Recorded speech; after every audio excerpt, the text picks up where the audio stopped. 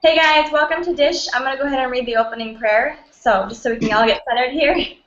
We come to you this hour asking for your blessing and help as we are gathered together.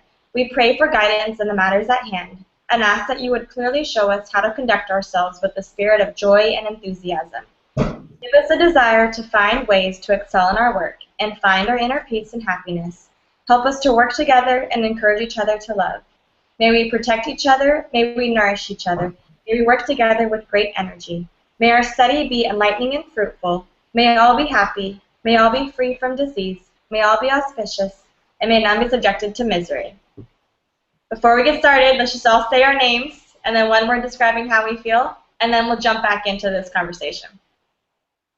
So, my name is Ariel, and my word for today is I see the end, or I'm feeling hopeful. So my word is for you, Sherry. It's hopeful. Okay, that's a good You one. want to tell us your name and your word? My word today, there's so many of them every time. It's hard to pick one, but right now,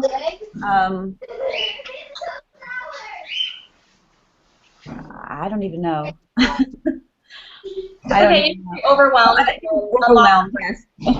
Yes. I'm Norma, and my word is anxious. Okay, thank you. Let's go back to this. Norma, I think you wanted to jump in where Sherry left off. Did you want to tell her something?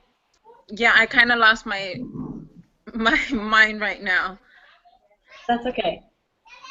Sherry, last time we talked, I mentioned a podcast, Catherine Alice.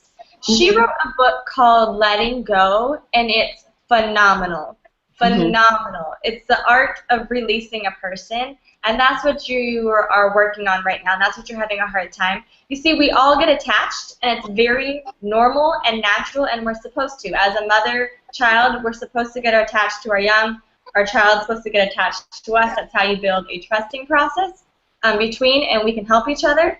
And what tends to happen as we get older, we keep that habit, and it's not healthy. So we latch on to people, and usually it's because of different issues we went through as a child. Someone left us, someone abandoned us, those type of issues. And so all throughout life, we have to practice it over and over and over because not everybody is meant to be on our train or our journey for the long haul. And so most of our stress comes from not letting go. So she wrote a really good book, Catherine Ellis. She wrote two. One is called Love Will Find You, and the other one is The Art of Letting Go. And that's one phrase that you say over and over, and Norma's heard me say it, but it's bless you, I release you. And so saying bless you, the person's name, and then I release you. I have to do this over and over and over and over every time I meet someone new, or because I'm single right now, and so I get so like, oh, I get attached, and I'm like, no, bless you, I release you. I probably say this throughout the day at least 10 times with different people. I bless you and I release you, and I'm sending you on your way. But yeah, so she's a really good author that I think you might really enjoy. Right. I actually went to Barnes & Noble right by me, and they didn't have the books. They didn't have it, so I have to, I'll go on Amazon, or I'll go to the library, or whatever it is to find it. But the list that you gave me, they had none of the books. No. Yeah, I went last week, over the weekend, and I'm like, oh, geez. So I'll get them. I definitely want to read them. But I have been doing that. I have been doing that.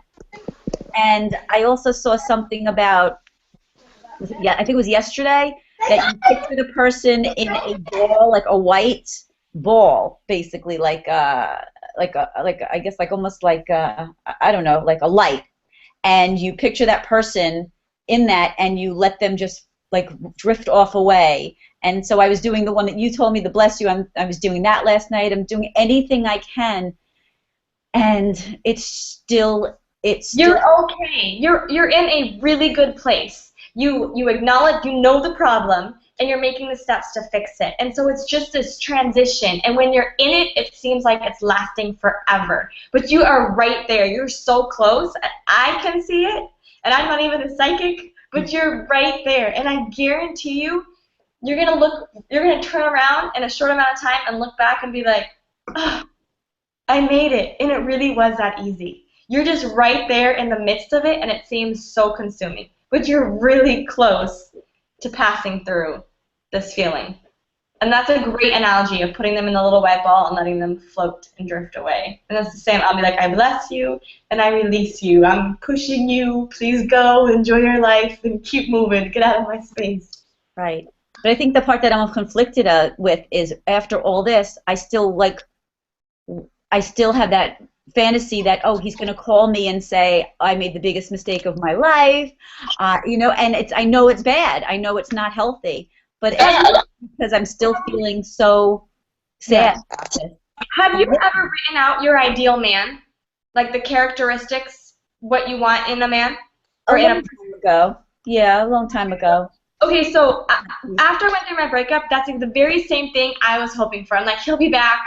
He'll say he's sorry. He'll say I was the best thing that ever happened to him. And my energy healer, she said, write out your ideal man, and then write out him.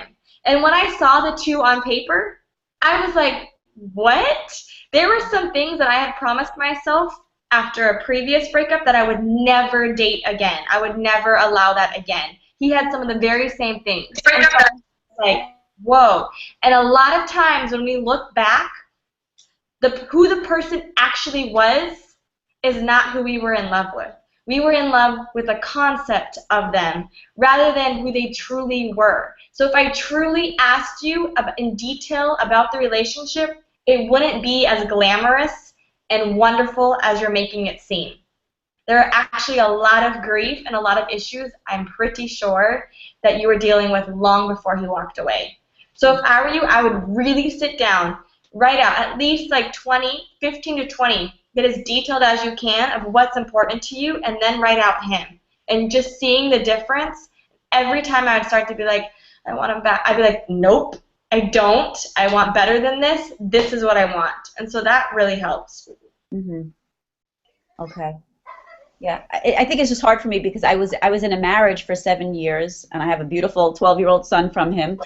I wanted that one to end. We just should have stayed friends. He's a very nice person, and we have a great relationship. But, and that ended well, and I made sure that ended well because my parents had a very bad divorce, and I said I will never put my child through what they put me through. And we have an amicable relationship. We talk all the time. We go to places together with my son. And so that ended, and then I directly went into this. So it's been so many years in relationships without a break, and I think it's hard just for that. But also, it's like I feel like there's so many years that have gone by, and when is that relationship ever, if ever, going to happen? And it's just a difficult. It's scary, I think. It's scary, I'm not getting any younger, and it's scary to think I have to first go out there at this point in my life and start all over again. And it's just a very, overwhelming feeling. And that right there is the bigger issue than missing him. Mm-hmm. It's more a fear, and that's what you have to work on. Right. And so the universe knows what you've asked for. The universe knows what type of man that you want. And sometimes we don't have the courage to shut a door, and the universe has to do it for us, which it sounds like in your case the universe did for you and said, okay, he's not the one, let me close this, as painful as it is, so that you can move on. How would you feel if it was 10 more years from now? Right. You know? So that's what you have to look at, and it looks like the biggest issue is for you to go inward. It's time to learn to love you, to be solely perfect on you. And that's why once you get the Catherine Ellis book, I think you're going to enjoy her. And her book is on the podcast. I have a Kindle, so I can get the book right away. Okay. But she talks about knowing full well that your soulmate is there and your soulmate is coming for you. And that's where the peace comes in. When we're sitting here like, maybe I'm getting old, I'm not getting any younger, and we've lost hope or we've lost faith, that's where our pain is. And so it looks like right now it's time to go inward and work on healing the fears that you have, because you're not going to attract a good, healthy relationship if you're feeling this way. What's the name of the book? Love Will Find You by Catherine Ellis. And she also wrote The Art of Letting Go. So you recommend the Love Will Find You first to read, or does it? Huge. The Art of Letting Go for you, just because I had already released a person, so I was okay, and now I'm at my point where I'm like, okay, I want to attract a loving partner in my life, and that's when I would read Love Will Find You. But either way, all of her books, all of her words intertwine, and so whatever book is available first, I would just take it, because her energy is amazing.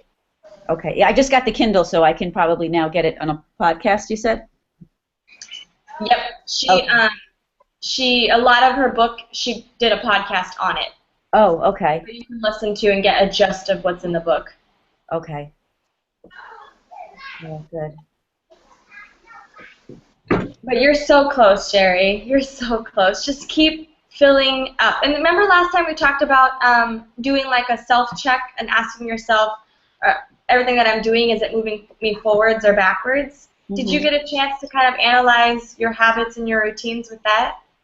Yeah, I think I go both, I think I flip back and forth constantly.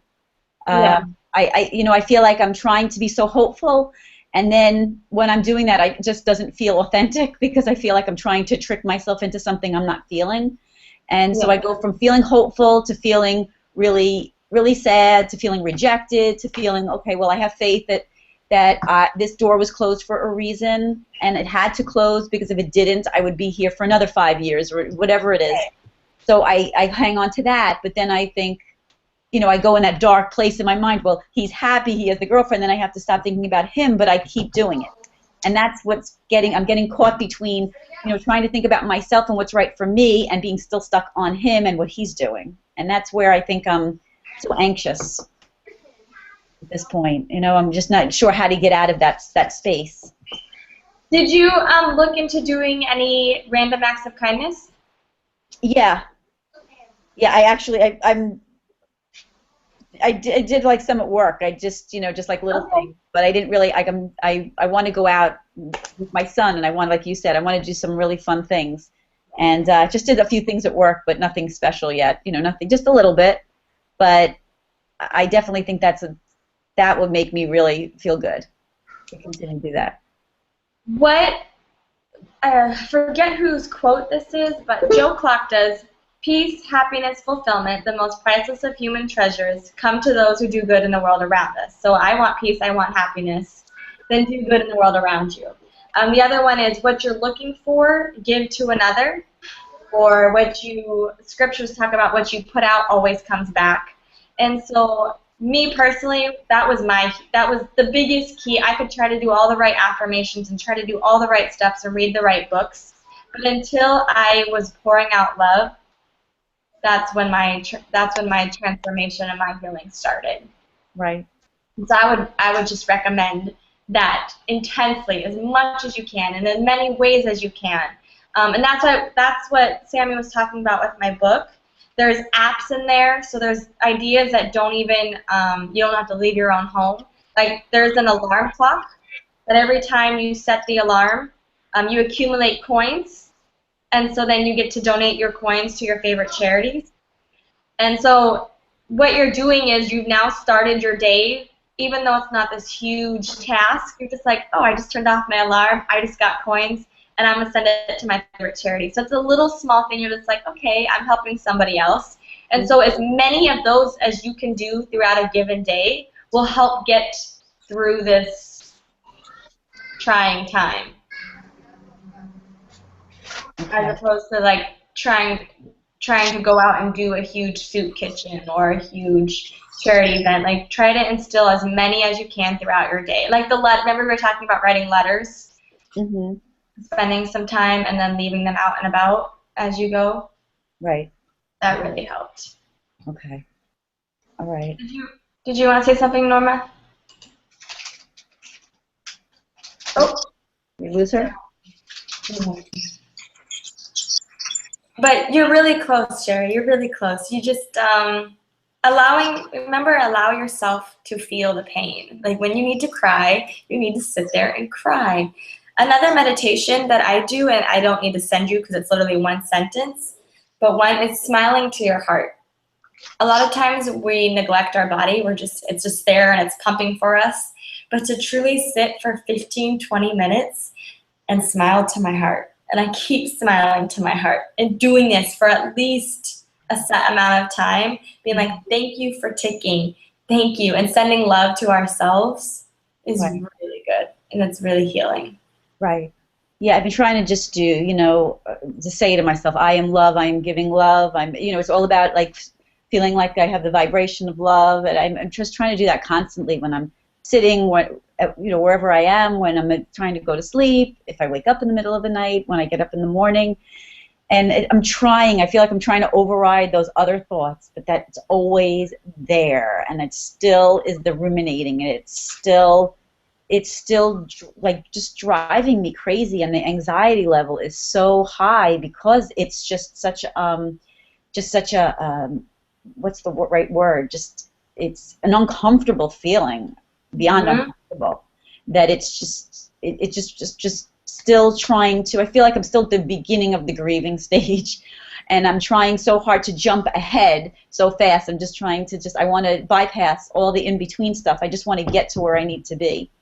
And it's just, I'm still stuck on the, why didn't he want me? I'm still stuck on that, and I can't stand doing that because I'm trying to say, look, he's missing out because I'm a good person, and I would have always been there for him. I would have never hurt him. I would have never left him. I would have been the most loyal person he has ever met, which I'm sure I am, but I can't change how he feels. I can't change what he does, and I'm trying so hard to not focus on him, what he's thinking, and instead focusing on, well, okay, this is my life, and I have to focus on my life because whatever he does, I can't change what he's doing by my thoughts. I can only change what I'm doing by my thoughts. So I'm just stuck. I'm just stuck there, I feel. That's why I think you're gonna find it'll be easier, a little bit easier when you actually write out your ideal man and him. And once you start seeing that, because it's not even about him anymore. It's about the fact that he left you and you're abandoned, and so you're in love with this concept of what he brought to you. But there's way better out there. Like literally, it's been a couple of years, and I look back and I remember the moment I was finally able to go, thank goodness you did walk away. And it's a really, really, really good feeling because I'm just like, what? I was settling. Like he didn't even give me what I truly want. And so that's why when you ask yourself, it's really good to get to know you. What am I looking for? And that's what Catherine will have you do in her books. What am I looking for? What characteristics do I need that will help me and push me forward? And then what did he bring? And when you look at it and compare it, you're just like, okay. That's okay. There's even better out there. Right. Come back, Norma. Sorry, my mama. You're all good. That goes. You're all good. Did you want to say anything? No, I'm just listening, trying to take your advice too. I'm just writing down notes because I feel like this is directed towards me also, although it's for Sherry. Norma, the longer that you're in control of this situation, and you're in control of how you feel and how he makes you feel, both of you. And so the longer you're going to allow this just to continue, the longer you're going to extend your pain and your suffering. One thing that really helped me was writing a letter. All the things I wanted to say, but I was too afraid, or I didn't want to be that crazy girl, and I wasn't going to say it. Write it down. To him, you mean? Yep. Okay. Write it all out. And that was really, really helpful. And then I sent it to myself so I could act like I was sending it. I sent it to my sisters for emotional support. And then I kind of shortened it and made it nicer and then gave it to him. And I was like, this is it. This is goodbye. This is how I feel. I know that I have laid everything out, and I cannot be dragged through this torment anymore. And I'm done. I mean, that's kind of where I'm at, but at the same time, I feel like I know how dramatic I am and how much I overreact, so I kind of try to excuse some of his behavior and blame myself. Norma, have you written out your ideal man? No, but I'm going to do that. That's what I'm saying. I've been taking down notes of everything you've been telling her because I feel like this is also for me. Yeah, write out your ideal man and your ideal life, and you're going to see how the role he was playing doesn't even match up to what you want. Right. So the universe is doing you a favor here. And that's what you have to view it as. Like, thank you for helping me. I didn't have the courage to shut this door. I wasn't strong enough. I wasn't ready. Thank you for showing me. I feel like there's so many things that are like unsaid, and that's probably the reason why we keep like going back and forth. That's why you should do a letter. Yeah, That's I exactly, think that's exactly what I need to do. He doesn't even want to talk at this point. Like by the time that I start getting something out there, he's like, oh, here we go again. So it just goes back to, okay, well, I'm being dramatic. I'm doing this. I'm doing that. I need to give him his space.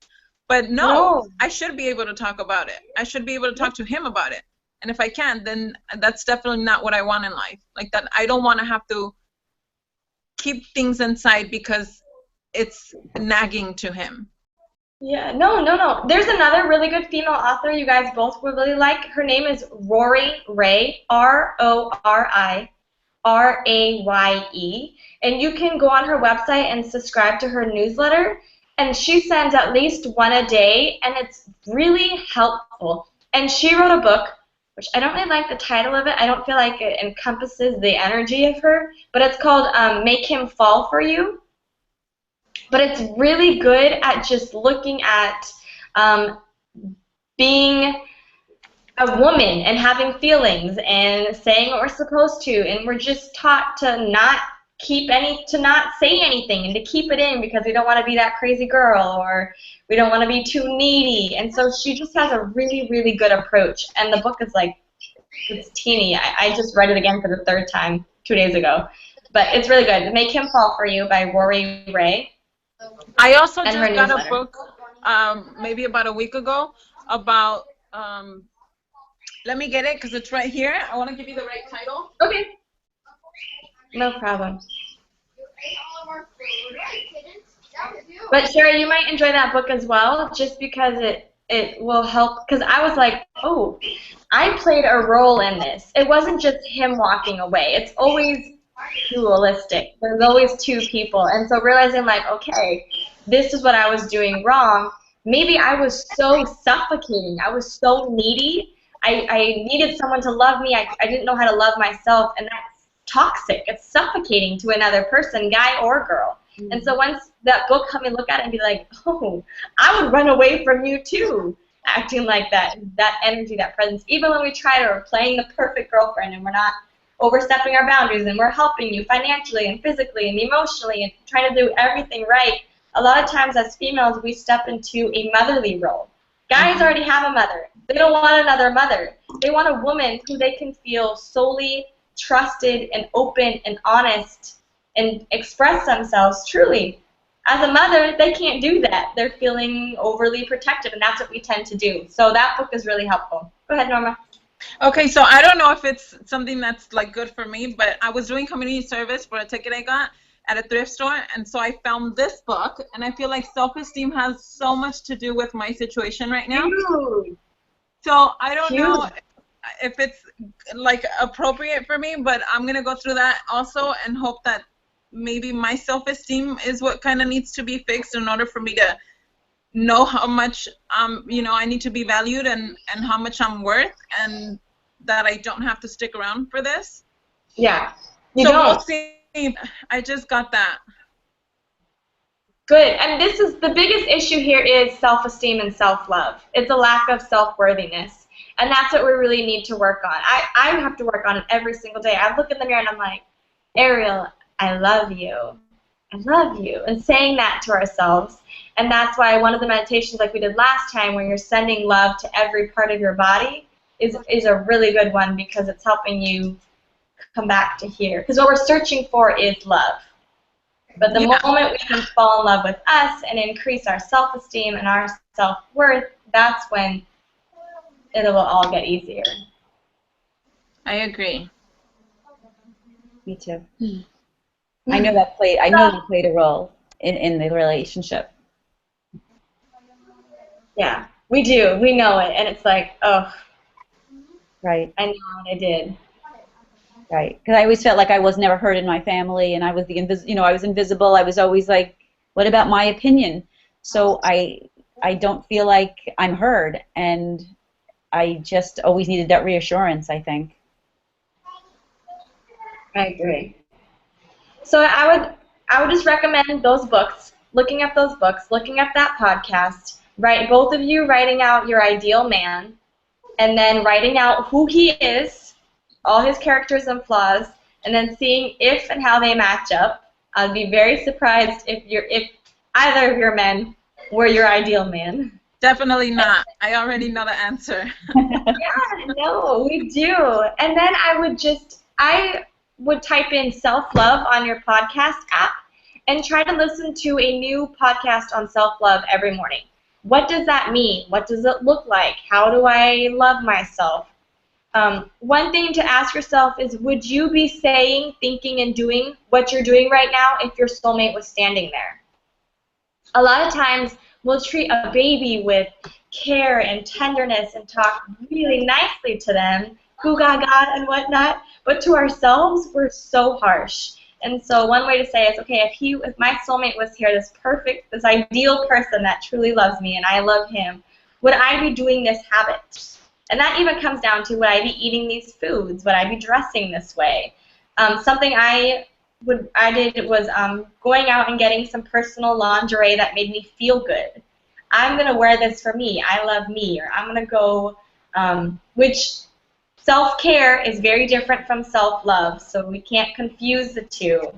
But sometimes doing acts of self-care can help with practicing self-love. But yeah, I would just recommend reading and looking up and asking yourself, how do I love myself? And truly asking the universe, asking your guides, asking answers. Help me learn to love myself. And then just saying it many times throughout the day.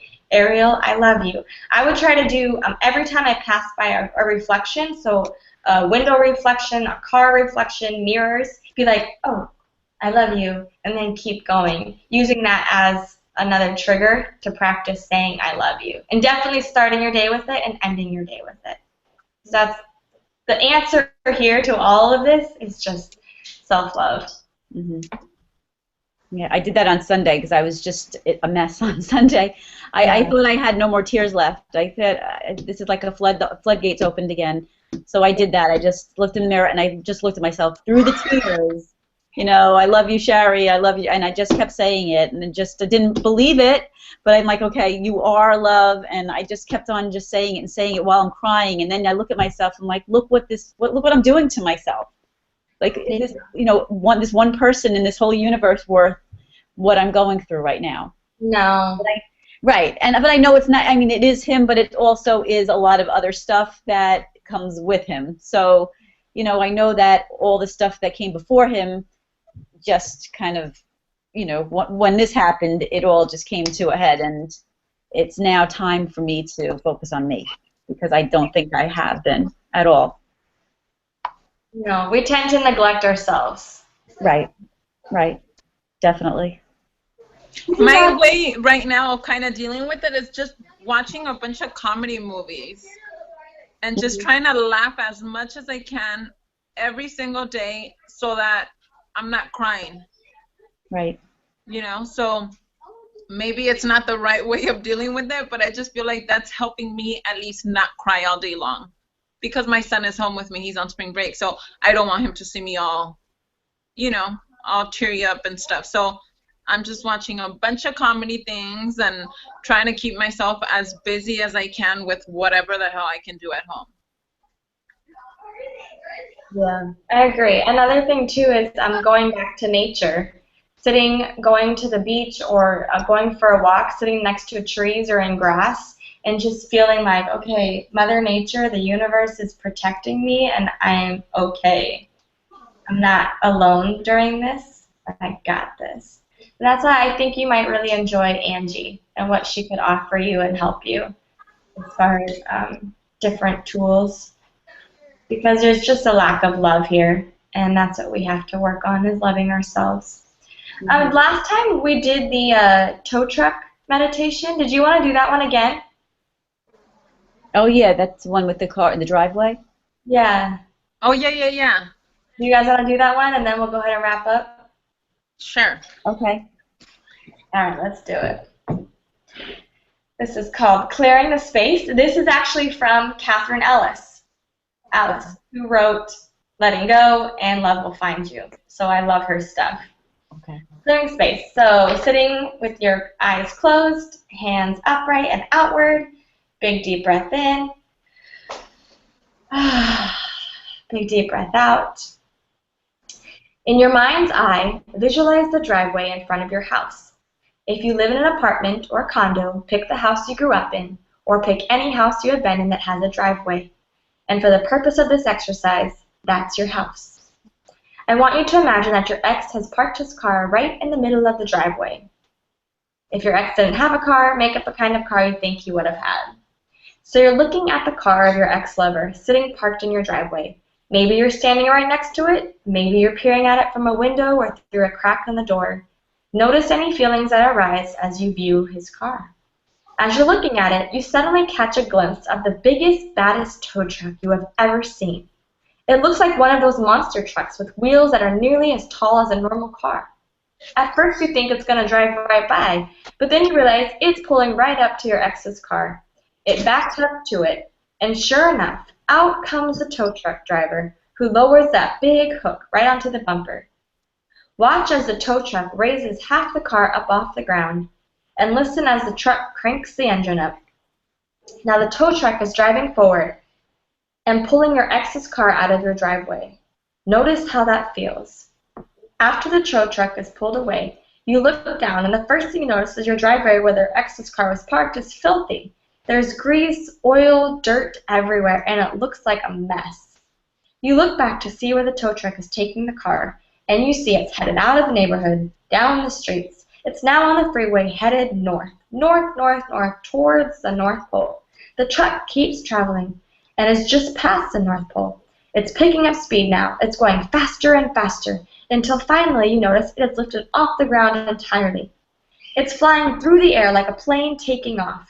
You watch it make its way up through the clouds, and you see the tow truck driver has skillfully parachuted to safety. The tow truck with your ex's car in tow is now in outer space and continues to head to the far reaches of the universe. It has just passed out of the Milky Way and has already passed several black holes. You're not in the tow truck, by the way. You're still at your house, but you can see the tow truck and the car now beyond the farthest reaches of the universe. You suddenly feel something in the palm of your hand, so you look down and you see there's a little red box with a big red button on it. When I say go, you're going to push this button and blow the car into 1,000,000 pieces. Are you ready? 1, 2, 3, go. The car and the tow truck have just been blown into 10 gazillion pieces. You can't even see them because they are so small and so many light years away. With a great sense of relief and satisfaction, you turn your attention once again to the driveway, to the spot where your ex's car was parked. Once again, you notice that the driveway has accumulated years and years of abuse, neglect, dirt, and grease. You realize now this is totally unacceptable, so you gather yourself, roll up your sleeves, and get to work cleaning the space. On the 4 corners of the driveway, you are placing 4 very tall candles. They can be waist high or even shoulder high. You now take a match or a lighter and light the candles at each of the 4 corners of your driveway. The moment you light them, you see a team in hazmat suits running in. They have cleansers and equipment, and they're starting to clean up the mess in the driveway. The 4 candles are continuing to burn, and your hazmat crew has taken away the biggest pieces of debris, putting them into their garbage bags. And then they're getting on their truck and going home for the day. Leave the candles burning. They are purifying your space, cleaning out remnants of the past. These candles are going to burn for the next 30 days, and today is day 1. Take a good look around, and tomorrow at the same time you come back and you continue cleaning your driveway. The moment you put your attention on those 4 candles burning in the corners of your driveway, the hazmat team will come with scrub brushes, soap, new paint, asphalt, whatever your driveway needs to become fresh and new again. The goal is to make this driveway the most beautiful, gorgeous driveway you have ever seen. Make it very inviting to love, so your soulmate can't wait to pull in. Come back each day and see how far down the candles have burned, and see that the grease stains have faded and disappeared, only to be replaced by fresh, white pavement and beauty. Each day as you return, you clean the space up even more, adding plants and flowers as you do. Know that you are rolling out a cosmic welcome for your beloved. You are now ready to welcome new love. The internal space of your body and mind is becoming clear and open. You are making room in your heart for love. So it is. The end. How does that feel? I always feel like that one's good. I'm like, yeah, blow it away. And now I need to come back to my driveway, which is my space, my heart, my body. And I need to plant some flowers. I need to repave the cement. I need to heal this area because I was, especially as moms, it's so easy to neglect ourselves and to get so consumed in our children or in a partner. But it's time to love me. So I'm going to work on loving me. And that comes by every day saying it, feeling it, and practicing it. So both of you, write out your ideal man and who he was. If you want to, you can both email it to me as like a support team or what's the word I'm looking for, a way to make sure you stay on top of it. And then check out those books. Norma, if you want, I can bring one of the books to you and you can borrow it. Yeah. My other books are on my Kindle, so I can't really do that. Okay, that's cool.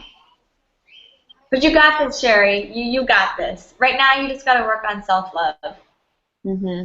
You got the tools. I think the books will just help you kind of get back in that mindset, like, okay, love is coming. I'm not alone in this world. I'm not going to be neglected. My soulmate's out there, and they're just waiting for me to fall in love with me so that we can have the most amazing, blissful relationship. And every time I find myself starting to date a new guy and talking to him and getting to know him, and I get attached, I'll be like, wait, let's step back here. Where's my ideal list, and who is he really? Because we tend to fall in love with concepts of people rather than who they truly are. Mm-hmm. True. You got this. Both of you, if you want to, like I said, Sherry, if you want to do a guided meditation before next week, we can certainly work on that. I gave you Sammy's email, so reach out to her. Yes. You spoke to her last week. And then if you want to get help from Angie, reach out to her as well. I was telling Sherry about a friend, Angie Villar. She actually lives in Australia, so a little bit of a time zone different. But she's a Reiki healer, energy healer. She works a lot with foster kids, actually, helping them heal past and learning how to be able to love and accept their new foster homes.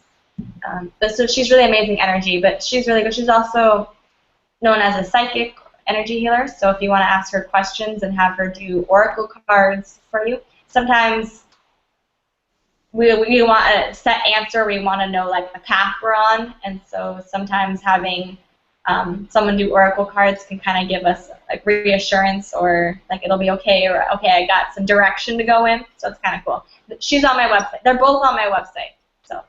Okay, I'm gonna go check it out too. Yeah, definitely.